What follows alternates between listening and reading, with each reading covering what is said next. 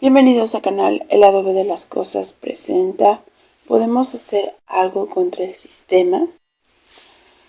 Parece que estamos en un círculo vicioso, presos y atenidos a las ideas o locuras de cada gobernante, presidente, alcalde, etc.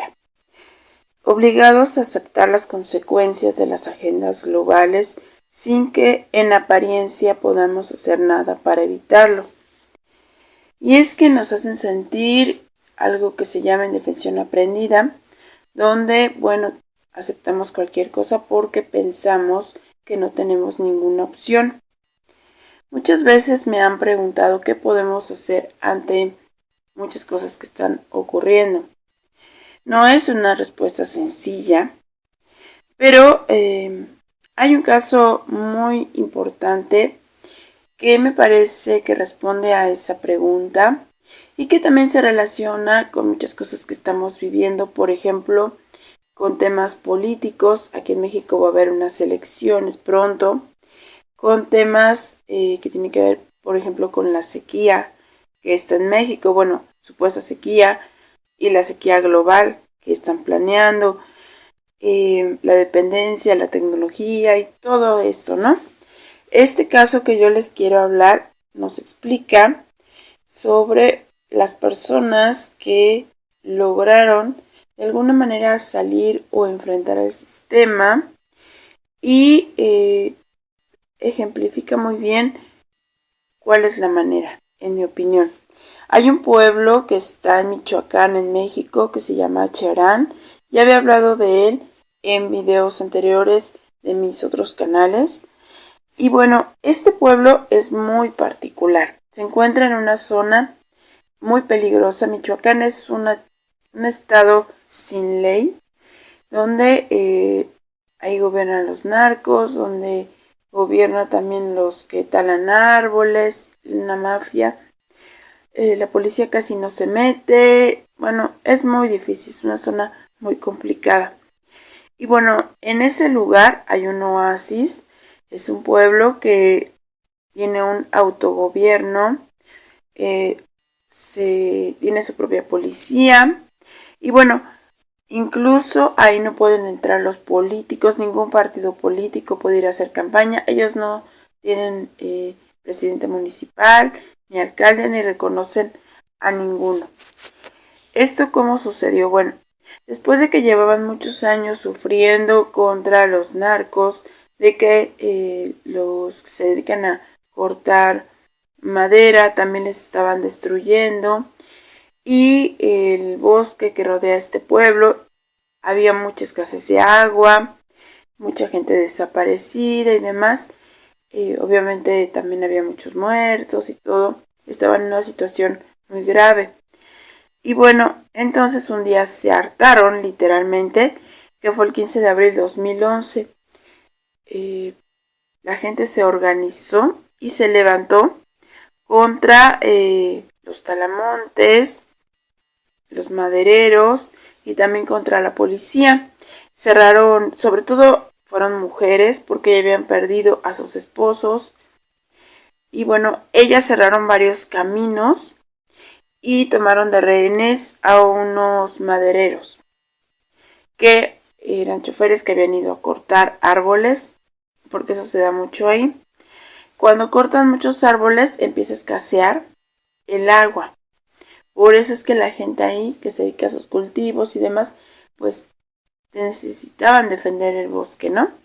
Entonces ese día detuvieron a estos personajes que se dedican a talar árboles para que ya dejaran en paz ese bosque.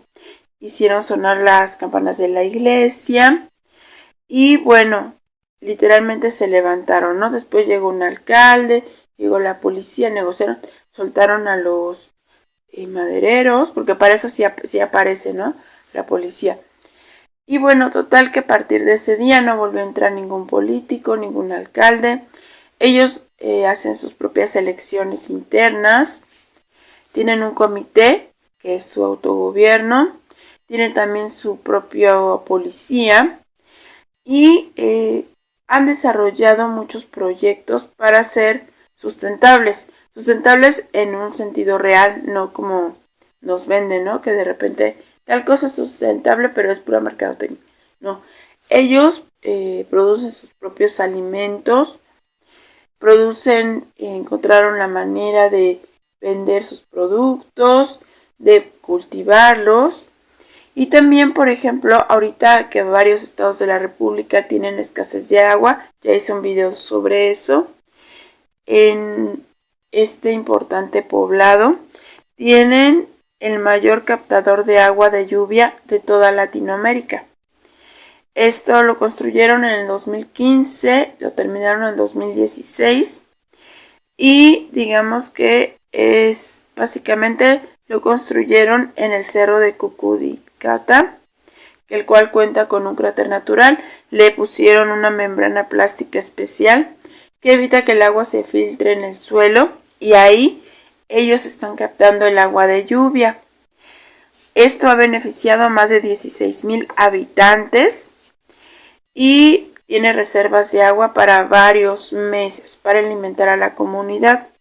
Esto les sirve para abastecer edificios públicos, escuelas y casas. Además, construyeron una purificadora, o sea, de este captador de agua, toman el agua que necesitan para beber, pero tienen su propia planta purificadora y son sustentables, ¿no? Entonces, este lugar es un ejemplo de cómo se puede salirse del sistema, porque primero ellos ya dejaron de creer o de tener esperanzas que tal partido o tal político les va a ayudar o a resolver algo, ¿no? Se cansaron de ese show y ya ni siquiera pueden entrar, ¿no? Los sacan. Encontraron la manera de mantener un equilibrio con la naturaleza, de tener servicios públicos propios, sin estar dependiendo de si se los va a dar o no el gobierno, y de ser autosuficientes, ¿no? Siembran su propia comida, hacen intercambios, la venden y no necesitan de otras cosas. Me llama mucho la atención porque además es una comunidad que no tiene tanta tecnología, o sea, no son dependientes de los celulares y quizá por eso son personas despiertas. Aquí en México hay muchas comunidades que son independientes, ecológicas, autosustentables, que están creciendo, se están empezando a formar y parece que esa es la idea, lo que podría salvarnos, ¿no? Empezar a aprender a convivir con la naturaleza y dejar de prestarnos ya al show de la agenda. Porque de otra manera, bueno, tal vez no la pasemos tan bien, ¿no? Hay un grupo que es como disidencia controlada que se ha querido colgar de este pueblo. Bueno, me refiero al grupo de Gilberto Lozano, es un empresario que según él es antisistema, pero bueno, tiene amistades con políticos y se ha mencionado que pertenece a Ganex y demás, ¿no? Bueno, pues él se ha colgado mucho de este poblado y de este maravilloso caso para confundir o para promover, cuando realmente no tuvo nada que ver, ni participó, ni les dio la idea, ni nada. Entonces es totalmente independiente. Eso sí hay que hacer la diferencia, ¿no? Lo que pasa en Cherán es gente que se levantó en armas, por así decirlo. No es tanto que estén peleando por una independencia o ser un estado independiente ni nada. Simplemente ellos se manejan solos, ya no quieren saber nada de los políticos, no quieren saber nada de eso. Y aprendieron y están estableciendo muchos proyectos para beneficio de ellos mismos. Me parece que es un caso impresionante y que de una u de otra manera podríamos imitarlos, ¿no? Aprender a captar lluvia, a filtrarla, a sembrar nuestros alimentos y bueno, dejar de creer que tal partido o tal político pues nos va a ayudar, también serviría. Pero déjenme su opinión, han escuchado de Cherán. Ahora, también hay otros poblados que han intentado, sacar a los narcos, los carteles y les ha ido muy mal, ¿no? Muy, muy mal. Así que este caso de Cherán pues llama mucho la atención. Sin embargo, un proyecto de recuperar el agua de lluvia me parece muy interesante y creo que podríamos empezar a hacer lo mismo en nuestras casas. Más vale prevenir. Este canal te presenta historias alternativas, no olvides suscribirte.